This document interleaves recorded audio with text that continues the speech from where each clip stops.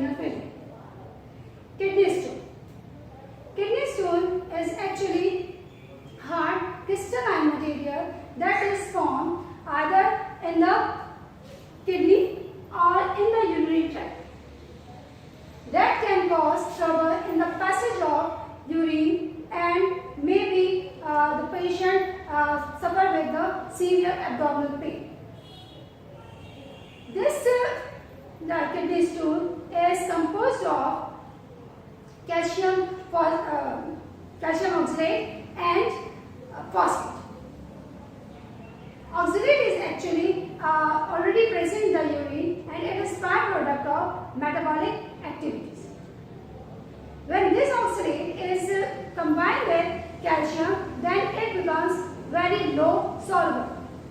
So it can be deposited in any part of the excretory system. This oxalate is usually related to the nutrient that we take, includes tomatoes, leafy vegetables, and spinach. These all contain a large amount of oxalic acid, and that maybe lead to the formation of kidney stone. 20% of kidney stone is associated with infectious, which is composed of the combination of magnesium, calcium, and phosphate. While 5% of stool is formed by the uric acid. This kidney stone can be treated by a process which is termed as lithotripsy. Lithotripsy is the method which is used for the removal of stone from the urinary tract or from the kidney. For this purpose, two types of lithotripsy is proceeded. One is the ultrasonic wave lithotripsy, and other one is the shock wave lithotripsy. Ultrasonic lithotripsy. Ultrasonic lithotripsy actually associated with the incision of insertion of the probe through the telescope and breakdown of stone within the urinary tract, and the stone can become in fragments and pass with the urine. While shock wave lithotripsy is a lithotripsy in which stone is located by the X-ray, and then the infected area is directly influenced by the shock wave to the machine from the outside of the body. In the result, the stone is break down into small fragments, and then it is passed out from the body with the urine. This is a more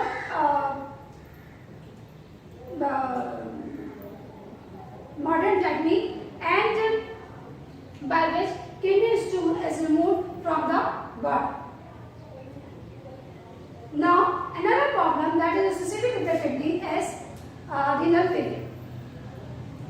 Renal failure is a mechanism in which is a disease in which kidney do not perform its function of the removal of waste from the body and controlling of the blood pressure.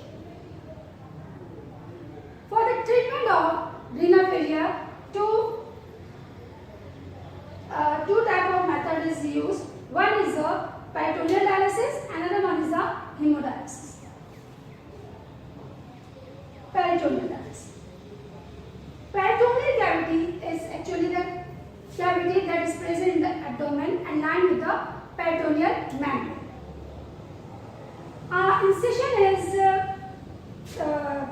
Abdominal incision is required for the peritoneal dialysis. Then a catheter is inserted through this incision inside the peritoneal cavity, while a bag is attached with the catheter which contains dialysis solution. This dialysis solution is continuously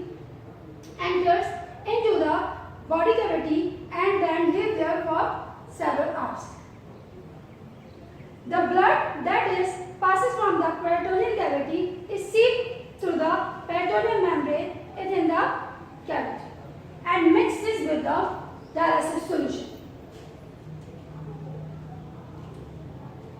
After several hours, this solution is drained out from the body into a bag which is termed as drainage bag. And in this way, waste can be removed from the body. This procedure is required to repeat after one day or morning and evening time. While another method that is required for the treatment of renal failure is hemodialysis. Hemodialysis actually takes place by a machine which is termed as dialysis. Dialysis is a machine which consists of number of tubes in which dialysis fluid is flowing. This dialysis fluid is continuously enters from an opening and then from the other opening is removed from the dialysis. The tube in which this dialysis fluid is moved acts as a semi-permeable membrane, and around this is an empty cavity in which blood is flowing. When the blood is flowing in this cavity and fluid is passing in this tube, then the selective absorption is take place like the kidney, and all the waste material is from tube enters into the dialysis fluid. Because the constituent or composition of dialysis fluid is same as the blood except nitrogenous waste that is want to remove from the body. So because of composition gradient, the nitrogen waste enters from the blood into the dialysis fluid, and now the blood becomes free from the nitrogenous waste. In this, firstly, artery is drained out from the blood comes out through the artery, and then it monitored by the blood pressure monitor, and then it passes through the another blood pressure pump that make the pressure in the tube. Before this, here is a heparin infusion by which it helps to prevent the clotting of the blood. Then it passes forward. Here again pressure monitored before entering into the dialysis machine, and then from here the cleaning of the blood is take place, and then afterward it move forward and again checked by the dialysis inflow pressure monitor, and blood pressure is monitored here.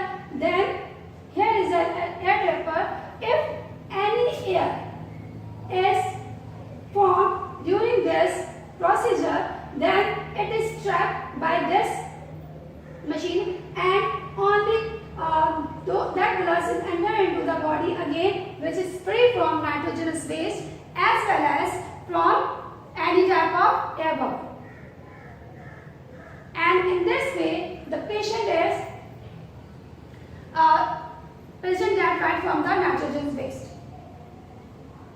It takes about 6 to 10 hours for hemodialysis.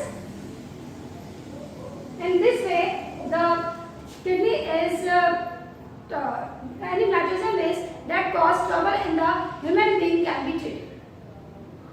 Another way of the treatment of renal failure is kidney transplantation. Kidney transplantation is actually the removal of the kidney or